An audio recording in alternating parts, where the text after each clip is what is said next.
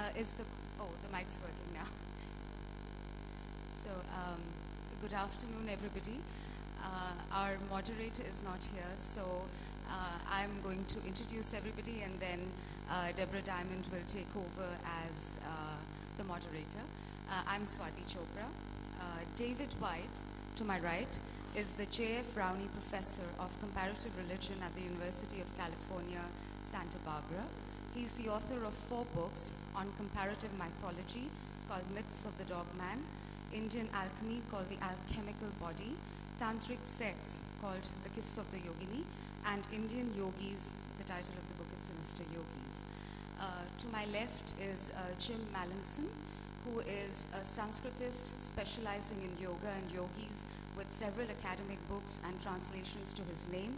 He has spent nearly a decade living with sadhus in India and is writing a book called Rogue Yogis about his adventures.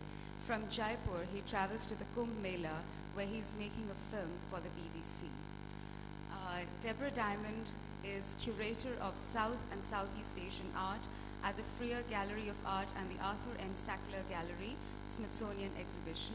Her exhibitions include Yoga, the Art of Transformation, and Garden and Cosmos, Royal Paintings of Jaipur.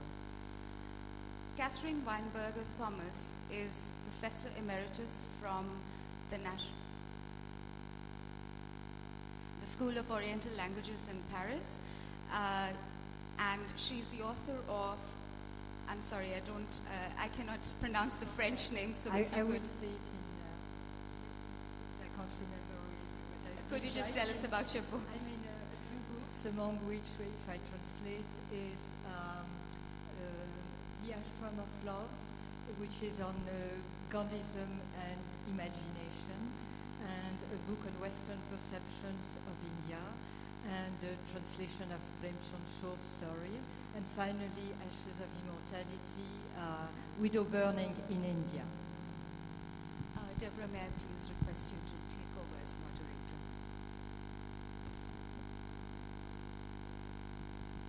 Welcome, everybody.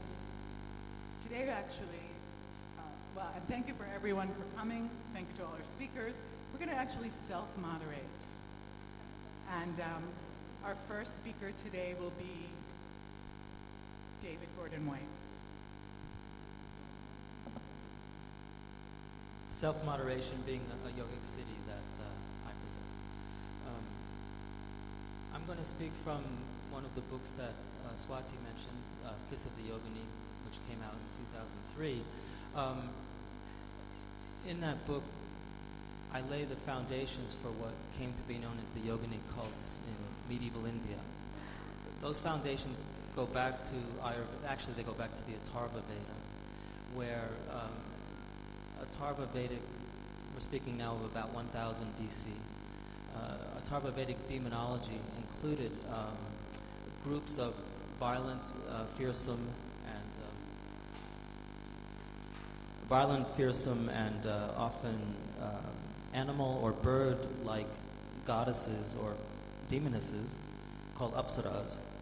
As one moves forward in time into the Ayurvedic canon, the same sorts of beings, which are classified as female creatures that destroy babies in their mother's womb or cause infants to die, they're often called grahanis, female Caesars, or matris, mothers, or matrikas, little mothers.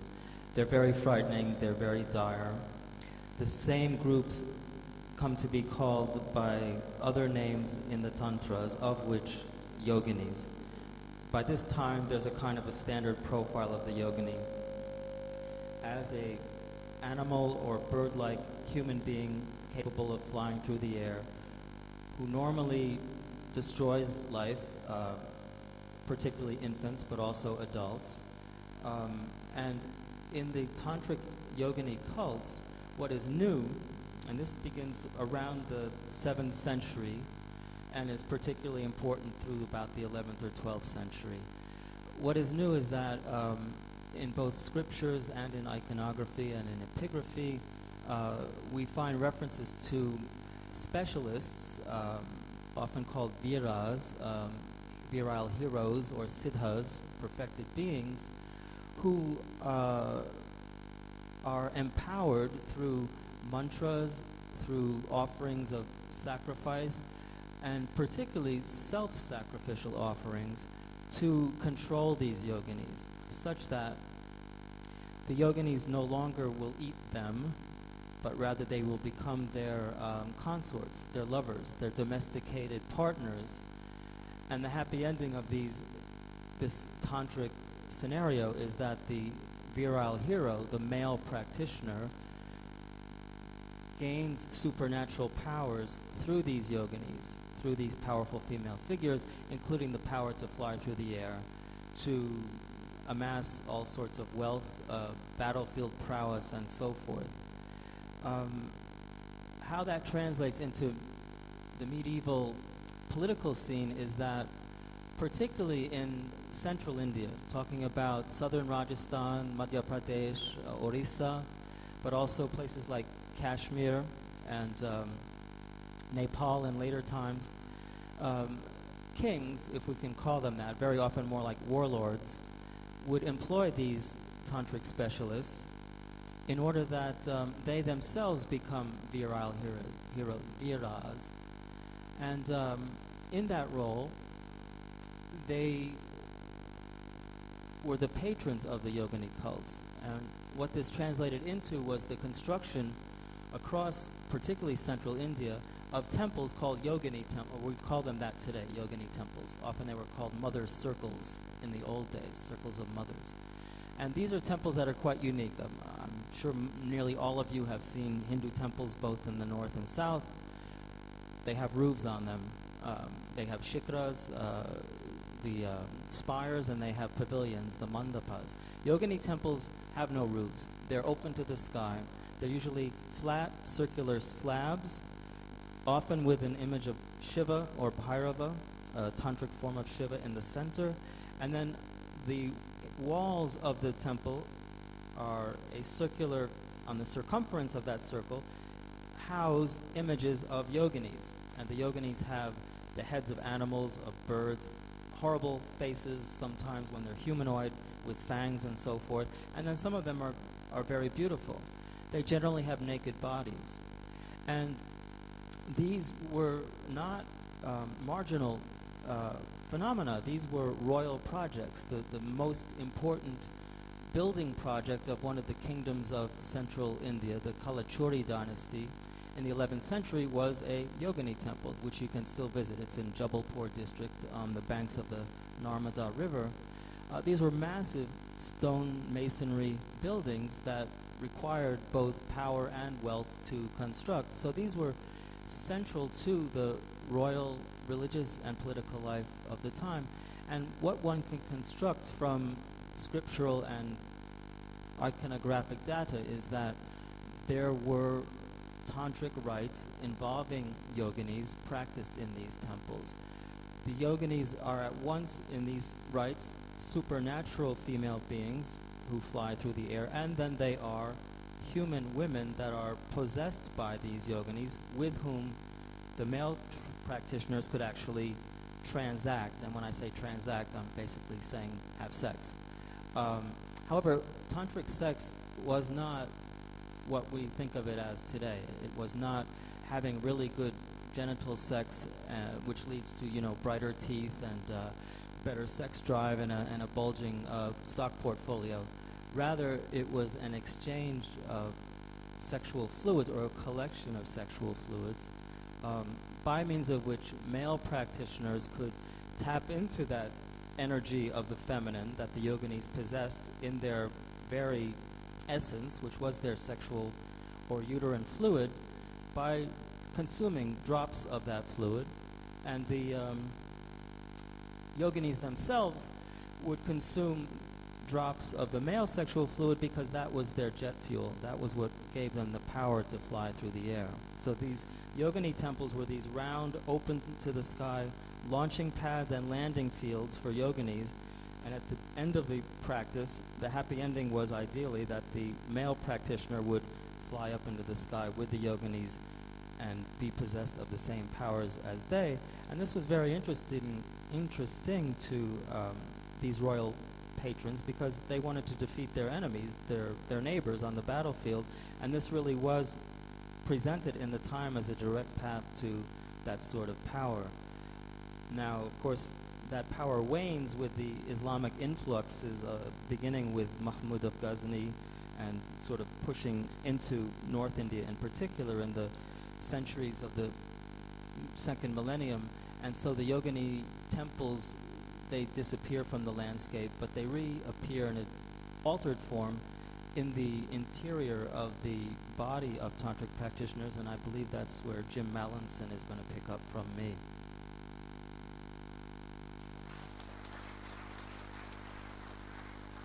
Yeah, thanks, David.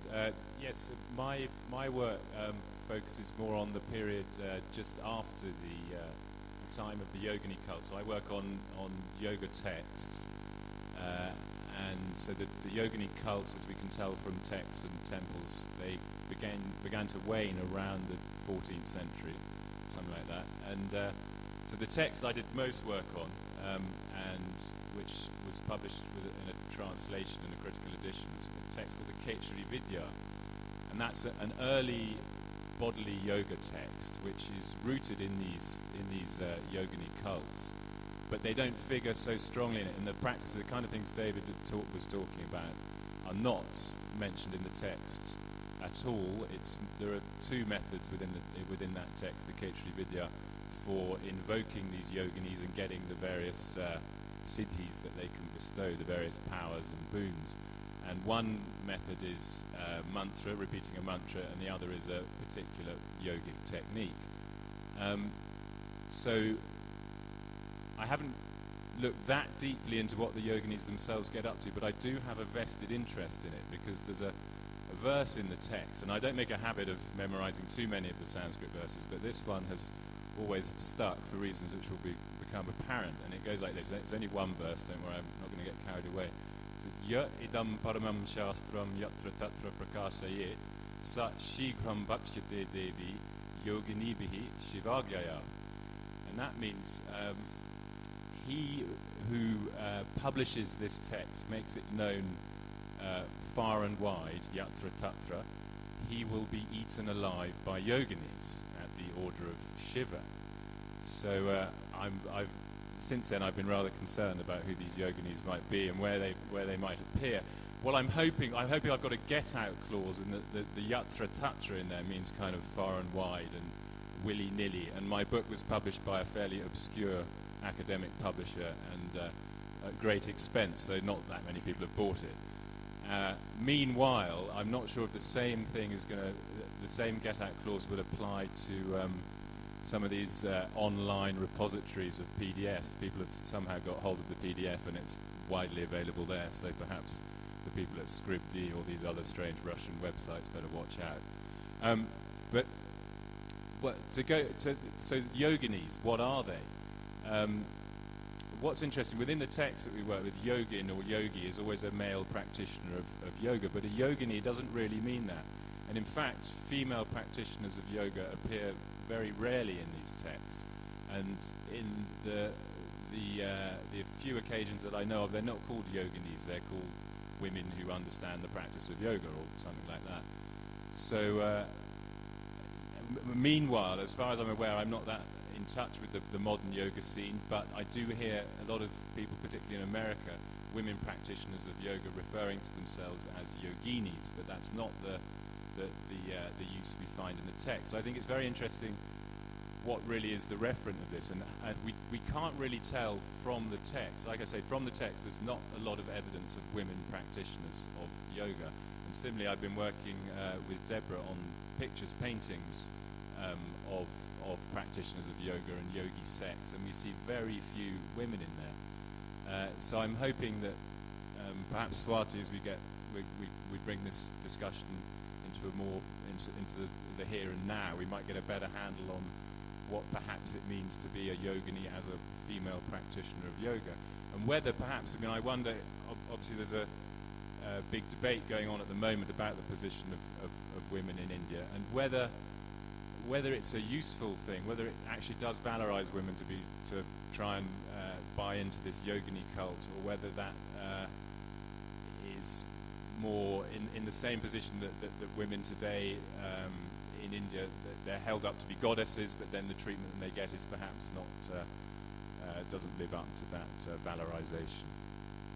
Thanks.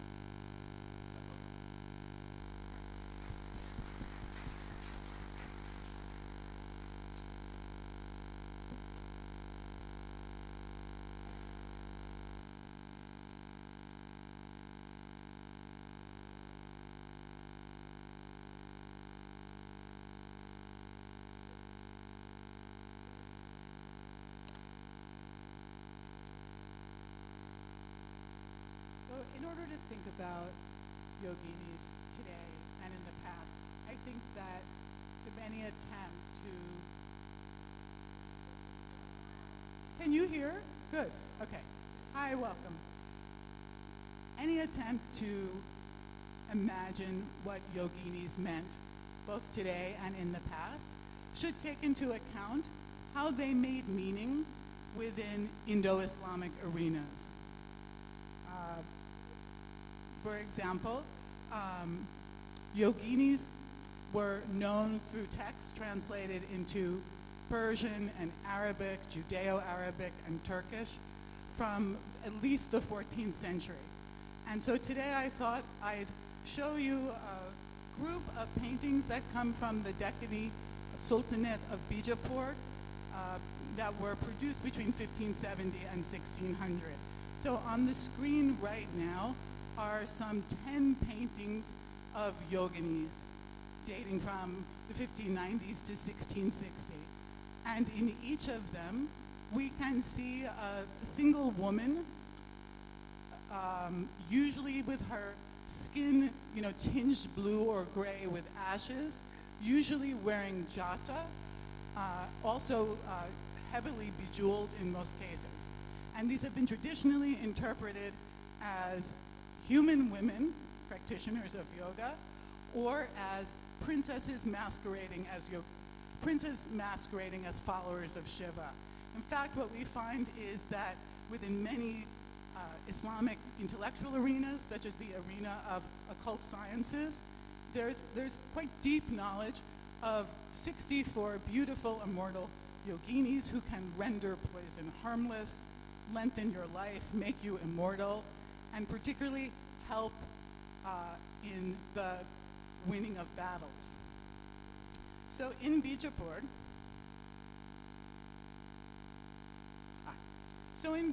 in the second half of the 16th century, we have a sultan named Ali Adil Shah, and he is the author of an important text on occult sciences that he writes particularly for the sake of teaching his courtiers all the practical things that you need to know in order to rule effectively.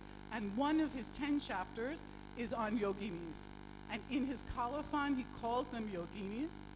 And each of the pages includes a description of the yogini, an anthropomorphic image, and a yantra, or diagram. Astoundingly, there are some 140 yoginis in this manuscript, because all of our earlier Sanskrit texts deal with some 64 or 81. So in many ways, this is quite productive itself of knowledge. He acknowledges his sources as Hindu, and then it sort of Islamicizes or domesticates the knowledge, always with an eye towards making it very clear. So he'll use both, say, a Sanskrit Hindi term as well as a Persian term. Each yantra, for example, is called both a chakra and a zamin. And in the folio on the that's up here on the screen is the yogini or the rohaniya named Sama, and her chakra. So there she is, beautiful and bejeweled.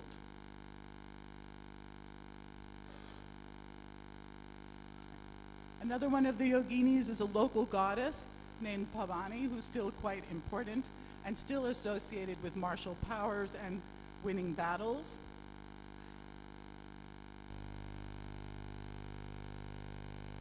If I were a yogini, these would turn faster.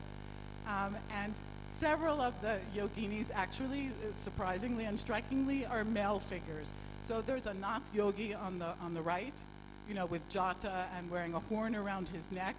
balancing intriguingly on 3 swords, and a Bhairava-like figure on the right.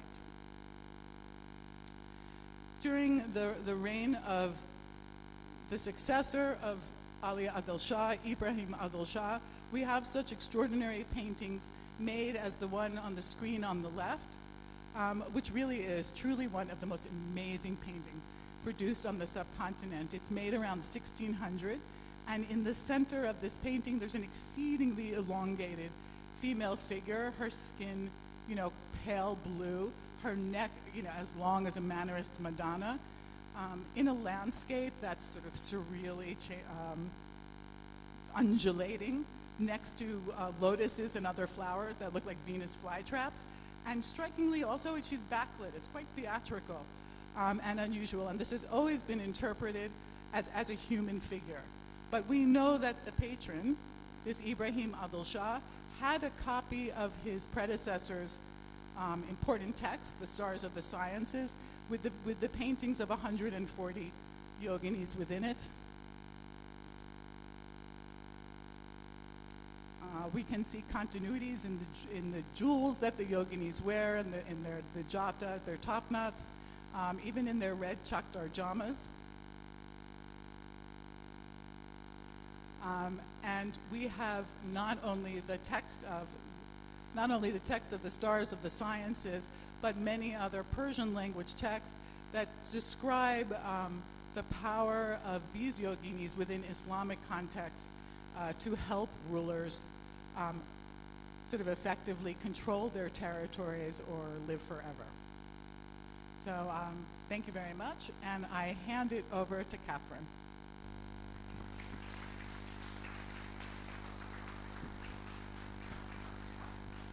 Hello.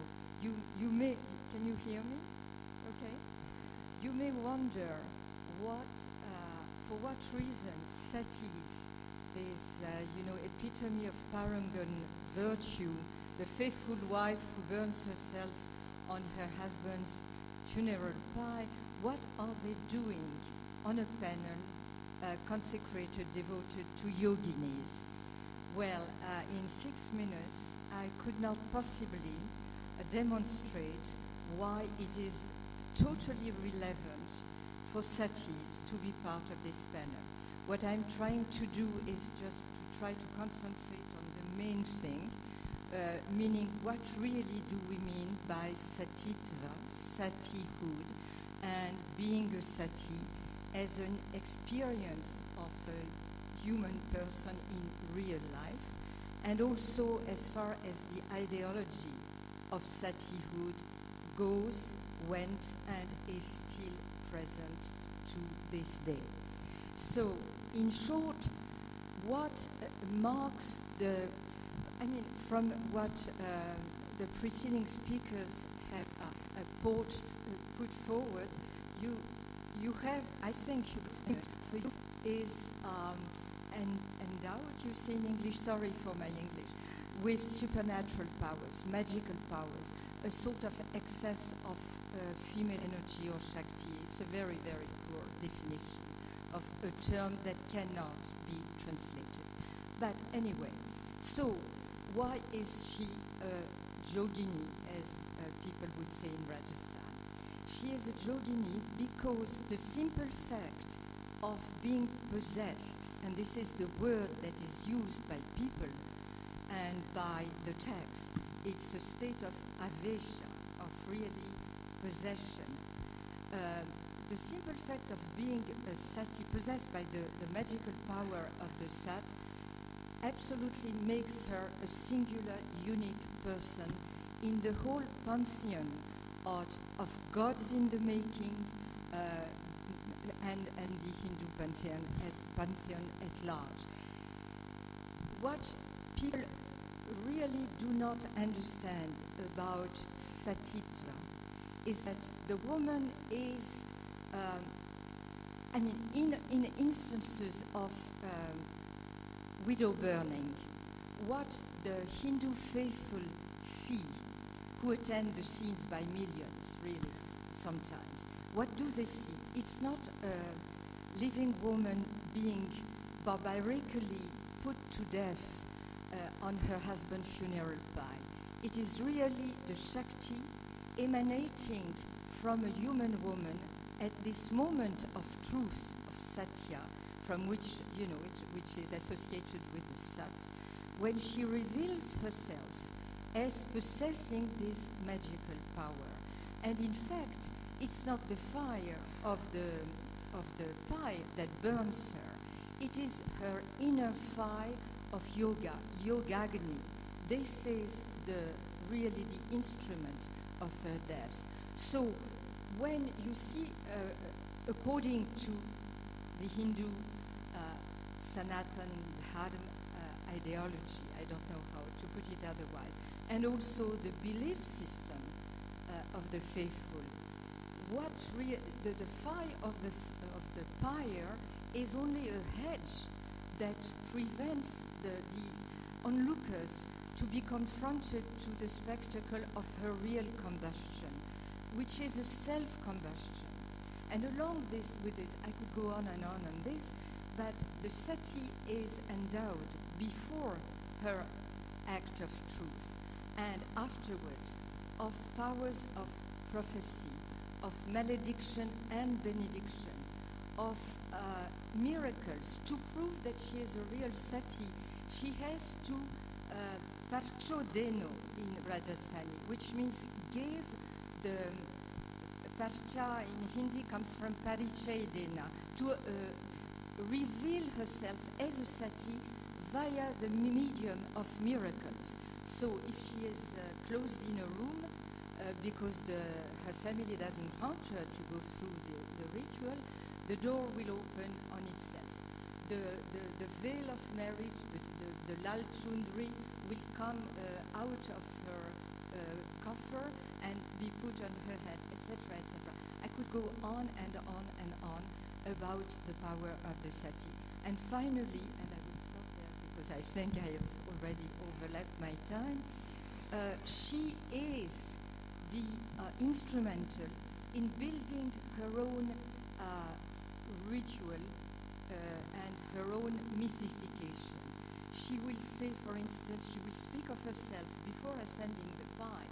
The Sati so-and-so wants people to celebrate me in such and such a day, for instance, I don't know, dark Panchami or something like this, and with such and such a type of puja, for instance, white pujapa. And I want a temple to be raised, I want this, I want that. And then she will appear in dreams and tell the local, the people who are the masters of the territory that she is not happy in the temple where she is. She was to be moved somewhere else and have another sort of mandir built around her sacred thing. So she is a yogini, a jogini in the full sense of the term. Thank you.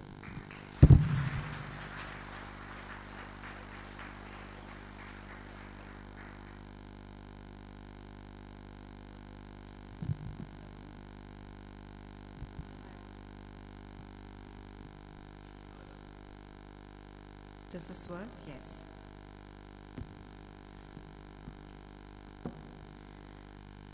Well, after all the scholars, I would just like to confess that I'm not a scholar, and I have a PhD in nothing but making trouble and asking questions, so that's what I'm going to do right now. I will speak from a contemporary perspective as a woman who is a contemporary woman, and I do believe that it's extremely important to look at our traditions and excavate the knowledge that is inherent in them, to look at our traditions and the inherited knowledge that we have received. But I also feel very strongly that it is not sufficient for us to be passive inheritors of knowledge, culture and tradition, that we need to ask ourselves how we can make this particular tradition or knowledge relevant to us in our times, and not just make relevant but refresh it in a way, and maybe let go of things that are no longer meaningful to us, and maybe explore for ourselves the things that are meaningful to us in our own context. As a tantric teacher once told me that for him, the essence of Tantra really is the fact that it happens in the present moment. It is your sadhana right now. In yesterday's sun, you cannot dry today's clothes. So from that perspective, I'm very grateful to David for having written his book, The Kiss of the Yogini, and to try an attempt to look at tantric sex, rituals, and so on in a way that is not sensationalized or commercialized, to take it out from that context and see it for what it is and try and talk about it, for what it is.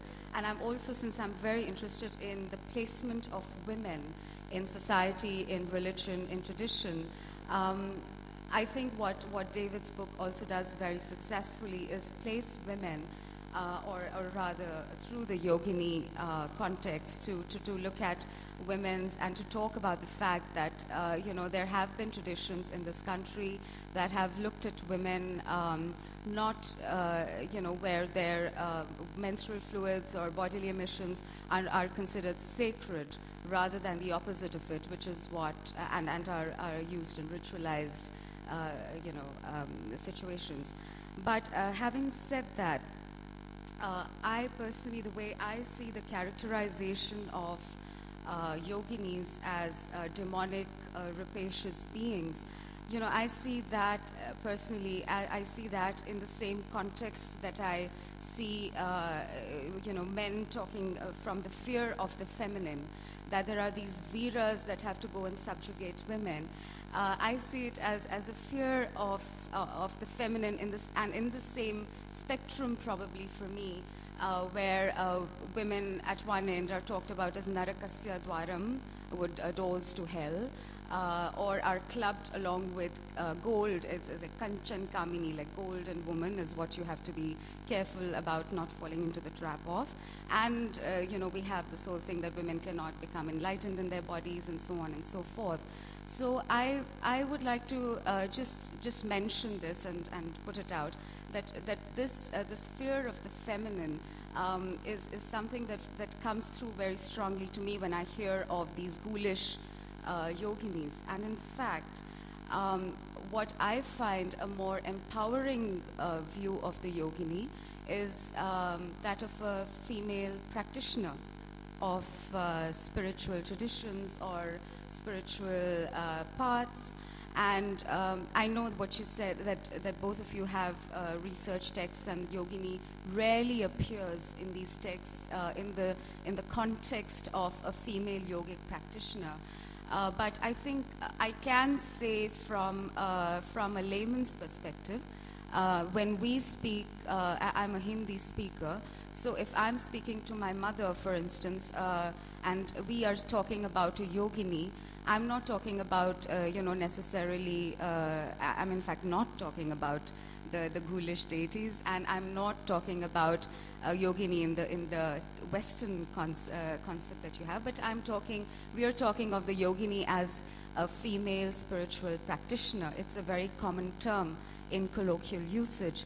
And I think sometimes texts are not good sources for also things related to women and women's practices, because, one has come across the fact that women are very rarely mentioned in religious texts as, when they're not deities, actual women, and references to them are not so, one feels are not so included.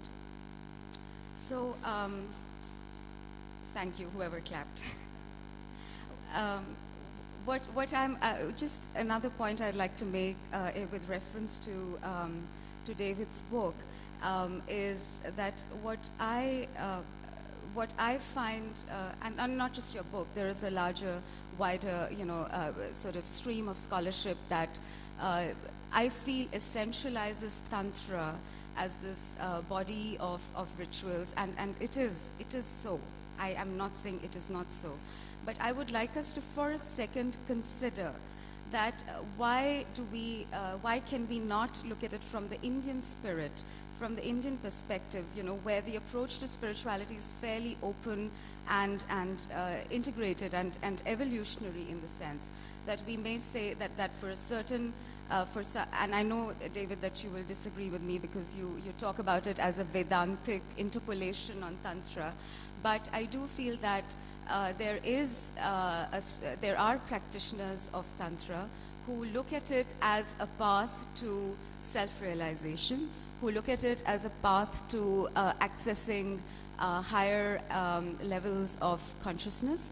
And just as a Vedantic would look at Vedanta, I know that there are Tantrics who would look at Tantra. And I will just like to quote a Tantric master that, if I have a minute, who is the successor of the Gaddi of Baba Bhutnath in Lucknow, and his name is Baba Batuknath.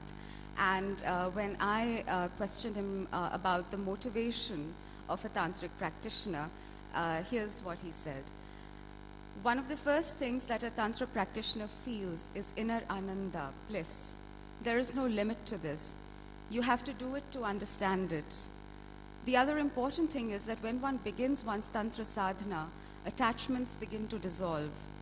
He may receive all kinds of material pleasures and live among them, but he does not feel attached to them. He's in a state of equilibrium where he's not devastated in grief, neither is he swept away in worldly happiness. He feels his body is just a medium for actions, and so on and so forth. So we see that this is an actual practitioner, a 21st century practitioner, who is alive today and who is speaking about the fact that for him, yes, he says, and just about Tantra, just very briefly, he says Tantra is mainly a play of vibration. We carry immense energy with us, but we are not aware of this. And he does talk about Tantra in the sense of the yantra, mantra, the fact, but he characterizes those as ways of harnessing and directing energy. So I just wanted to bring his voice into this discussion on the yoginis and the tantric perspective, just to bring in the fact that yes, that Tantra is and can be seen also as in the contemporary context as a path, as a spiritual path. And maybe that's one way also that we can look at creating an empowered or empowering ideal for women through the tantric perspective. Thank you.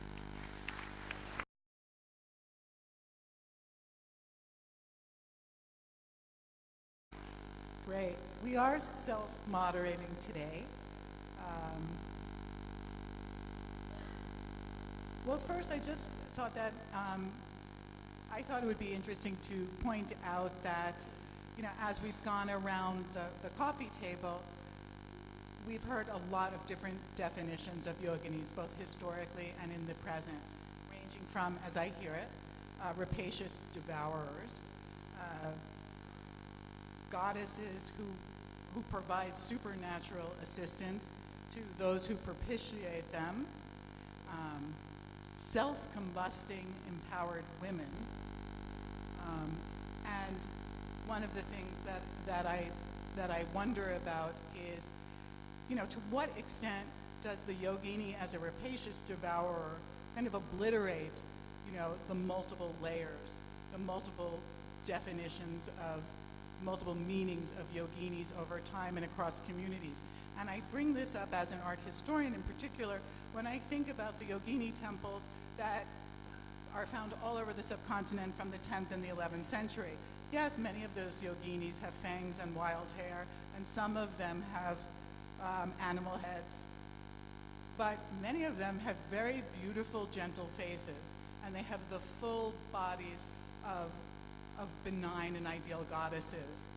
And so I'm just sort of wondering to what extent we privilege the rapacious devourer, or to what extent that's become a sort of straw man in the 20th century. Can you help? I guess this was directed towards me. Certainly, and I want to respond to some of Swati's remarks as well. Certainly, yoginis are portrayed in this beautiful, lithe aspect as well, and that goes with the practice, because when the practitioner, I'll say again the virile hero, or the siddha, the perfected being, when he has perfected his practice, the yogini who originally manifested as a carrion-feeding bird or a jackal or such, reveals herself in her beautiful human form, and then becomes his partner, and she's just as lovely as a goddess because she is a goddess. And this goes as well, I think, to some of Swati's comments, in as much as when I was laying out the basic features of these tantric yogini cults, I was speaking of the practices of an elite inner circle whose goal was power in the world. That's not all of tantric practice. It was not in the medieval period either. There was certainly in terms of numbers, there were far more householder practitioners whose goals were a good life, even bliss in this world, and moksha, liberation, release at the end of life. Their practices did not involve transactions in sexual fluids or yoginis with the heads of birds or animals and so forth. There was a much gentler practice, one that has persisted through time, whereas the tantric sex practices and the horrific aspect of tantra have fallen away. So one could say that the tantric mainstream has been of the more gentle variety, that it certainly does feature the elevation of women as goddesses or goddesses as women. So I think there's room enough in this discussion for both the empowerment of women and the yogini as a delightful, lithe woman, female partner, as well as the darker side that I was talking about earlier on. Thanks, David. And I wanted to just bring both you and Jim and ask a question about, so yes, we're looking at, and you just mentioned that, there could be an elevation of the feminine into goddess zone, and that we're very well aware that, we do have an entire theology that is a goddess-based theology, the Shakt tradition, and we do, it's possibly India is perhaps the only country where God is goddess in that sense. But to just ask you that we have also seen the kind of a certain hypocrisy that exists in our society that worships the goddess and does not treat actual women very well. So how can we look at tantric traditions as modern Indians and as contemporary Indian women and find a certain empowering ideal in them? If both of you could possibly look at that. Well, I think it's probably more David's field, but I think one way of doing, as I said, and as you rightly pointed out, from looking at texts, we get very little information about, certainly the texts that I work with from the sort of 11th century onwards. But there are other sources, and I'm particularly in Bengal. I don't know if you've been there, and I haven't spent much time there, but I did go to a place called Tarapid, which has got several rather fearsome-looking female tantric practitioners. But I'm not aware. There's certainly been some research done. Some people have researched what the men get up to there, but I don't think there's been a great deal of detailed research into what the women are doing. So there is scope for, and I think they're certainly part of an old tradition. So there is scope for finding out more about what they get up to, but I don't think that's my job. I think that's probably someone else's, perhaps yours, Swati. I don't think they'd let me in anyway. Yes, this issue of to what extent real live women are empowered or instrumentalized in tantric ritual is a difficult one. There is a word for a female tantric practitioner, but it often is synonymous with words for witch, and this is Yogeshwari. You do read about Yogeshwaris in non-scriptural sources. For example, the Chronicles of the Kings of Kashmir, the Raja Taramgini, a 12th century text, where, for example, a Yogeshwari invites a king to a tantric feast, and then he learns later that he's the main course. So certainly empowers women, but at the expense of men. Now, this also goes back to something Swati said earlier, and that is these traditions are all written by and for men. So we do learn a lot about the male psyche and how men view women, and it says, it speaks volumes on male insecurity, male feelings of, well, you know, we're all our mother's sons, we men, and somehow mom's always there when we're interacting with women our own age, or, well, I won't go any further than that for now. Just a technical question. Just a technical question. How is Yogeshwari, how does that translate into witch? Does that not mean goddess of yoga? No, Yogeshwari itself, yeah, it means a mistress of yoga or a Mistress yes. or goddess. It does not translate as witch, but Yogeshwaris are often identified also as Dakinis, of which the modern terms are Dain and Dakan in modern day parlance. By the way, Catherine is my Yogini. She's my wife. Okay. She would I like to won't follow comment up. on that, but I would like to, if we forget for one moment the tantric context, although sati phenomena is very much linked to a shakta, what I would call a shakta environment, religiously speaking. But in the course of my 15 years long journey through satihood, I have encountered a number of living satis. I mean, satis who were not permitted to burn themselves and have become the mahant, the officiant, the pujarin of their own temples. I have been participating in rituals addressed to Sati, where she is called, which are absolutely rituals that one would imagine would be addressed to an avatar.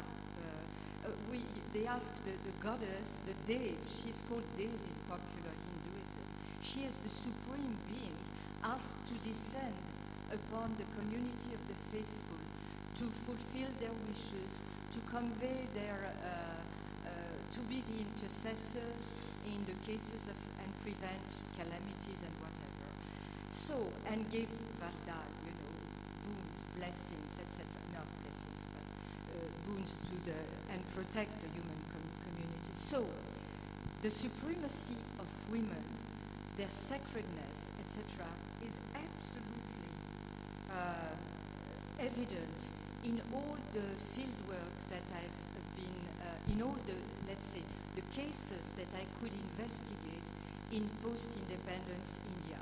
The first cremation was in 47, and the last one supposedly in 87, but there was another one in 2006. So, in this period, you can really see that the femininity is the ultimate, the supreme form of power and divinity in the world of representations of Hindus who follow Sanatana Dharma. Thank you. Hey, can we please take some questions rather quickly? Succinct questions, thanks. Anybody got the microphone? Is there a microphone? Hi. I'll be really brief. I want to bring the discussion to three observations. One is, no, not observation, one question, very brief, 1 minute, less than 1 minute. First, why 64? What is the significance of 64? Chausati, Yogini. Second, we have two places in near Jabalpur and near Orissa which have Tantrapitas of Chausati Yoginis, and there the 64 icons or the murtis are different, where only the common one is Ganesha with a breast called Ganeshi, and there is not a single calm-faced or serene looking yogini in that. And in Orissa, we have texts proving that it is appropriated from Buddhism. In Jabalpur, we do not have such evidence. Would you comment on that? There are extant medieval lists of yogini names, but they all differ. And the surviving temples that we have that span sort of the middle central part of North India, but extend to Kanchi, also have yoginis with different iconography. And some are more peaceful and others are more fierce. With respect to the number 64, this isn't going to be particularly helpful, but 64 is 8 times 8. And in the textual sources, we learn that there are 8 leaders of the yoginis, and each of them leads a group of 8 yoginis. And 8 is a very important figure in these traditions.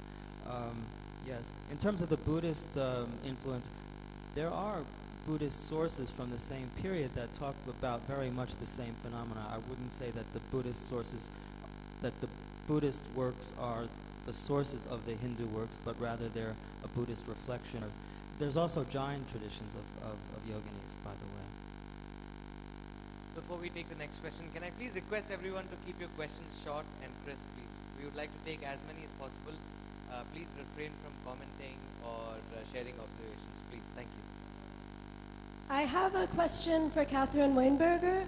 I have read in Rajasthani folklore about Sato, the husbands who burn in their wives' cremation, and I'm interested if you could speak on it, either cases or just motivation or anything. Sorry, did I really understand well what you were asking me? You are asking me about husbands burning on their no? What? Yes, it existed. It's attested, at least in the historiography of the subject. They were called satus, actually. But you know, satihood, as I have tried to show, embraces, encompasses way more than just burning with one's husband. We have stelas of women burning themselves for an animal, a nilgai, for instance. Women burning themselves with a son, they are the Mahasatis, a grandson, a nephew. Women burning themselves, and there was a recent case, I mean, in the 70s, of a Charan woman burning herself while her husband was alive at the border between Hindustan and Pakistan, I mean India and Pakistan. And actually this woman is celebrated as a saint on both sides of the border. And just I want to finish with this Rajasthani saying that says in translation, who cares if the husband has died for the wish of the sati to be fulfilled? So. Okay. Okay, we have time for 2 more questions, I've been told. Okay. Hi. Okay. I know there are questions all around the room. So if you could direct your energies towards the people with the microphones. Okay. Well, we all know about 10 Mahavidyas. Could you just associate how we can connect yoginis with 10 Mahavidyas, Kali being the foremost? And I hope we can have some more information on that. Thank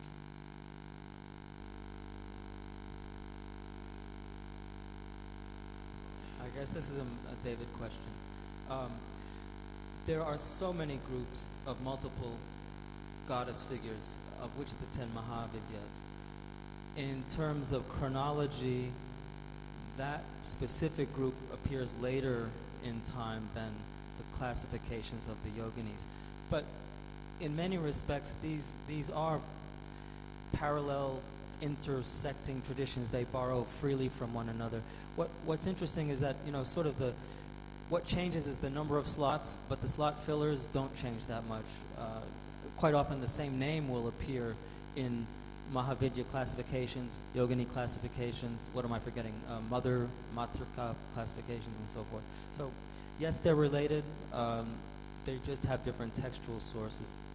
That's really what it boils down to. There are not great broad distinctions, in fact. Next question. Thanks. It's great to have you all up here together so I can ask this that's been on my mind.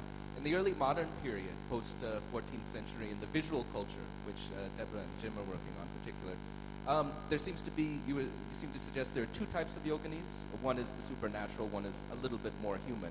And I was wondering if the human one is deriving less from this older tradition of yoginis and more from the literary tropes, particularly what you suggested, that maybe this comes from Sufi prema kyan literature like J.C.'s Padmavat, or does it derive in part from the bhakti literature from the period, which also suggests the yogini is a trope, and so more this than the supernatural yogini? This is a good question about visual culture and yoginis. Actually, I didn't suggest at all that the yoginis from Bijapur circa 1600 come from Sufi romantic Premkyan literature. I think that comes a little bit later. What's been ignored in the past has been the relationship to Islamic occult knowledge and culture, like real knowledge about yoginis. But look, in Bijapur, after, say, 1640, a very romanticized notion of the yogini takes over. They become humans, princesses, romantic figures, and that kind of yogini becomes illustrated all over the subcontinent, but is a little bit later.